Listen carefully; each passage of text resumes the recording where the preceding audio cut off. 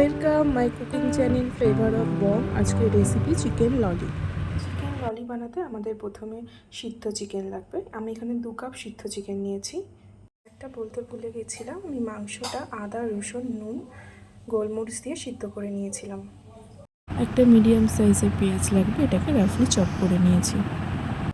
Half গাজর নিয়েছি, এটাকেও আমি রাফলি চপ করে নিয়েছি। আর লাগবে ধনেপাতা, কাঁচা লঙ্কা আর আলু সেদ্ধ। এটা একটা ময়দার ব্যাটার করে নিয়েছি। আর লাগবে কিছু পাউরুটি, আমি পাউরুটির 4 ধার কেটে নিয়েছি। ব্রেড ক্রাম্ব লাগবে, আমি পাউরুটির যে 4 ধারগুলো ছিল সেগুলো গুঁড়ো করে ব্রেড ক্রাম্ব তৈরি করে নিয়েছি। আর মশলার মধ্যে লাগছে chilli flakes, oregano, mix herb আর চাট মশলা। আলুটাকে ভালো করে মেখে নেবো। আমার আলুটাও নুন দিয়ে সিদ্ধ করা আছে। আমি আলুটা ধনেপাতা লঙ্কা দিয়ে ভালো করে মেখে নিচ্ছি। এবার মাংসের মধ্যে মেখে রাখা আলু, গাজর, পেঁয়াজ, সমস্ত মশলা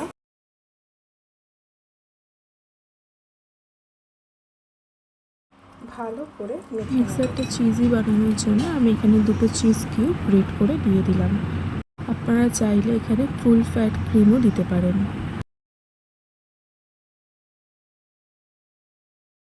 এবার এটাকে ভালো করে মেখে নিয়ে ছোট ছোট বল আকারে গড়ে নেব। এবার পাউরুটিটাতে অল্প জল ছড়া দিয়ে হালকা হাতে এটা বেলে নেব।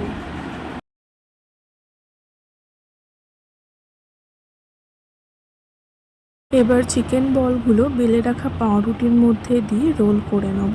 আমি যেরকমভাবে করছি ঠিক এরকমভাবে করবেন। আর লাস্টে জল দিয়ে এটাকে ভালো করে মুড়ে নেবেন যাতে খুলে না যায়।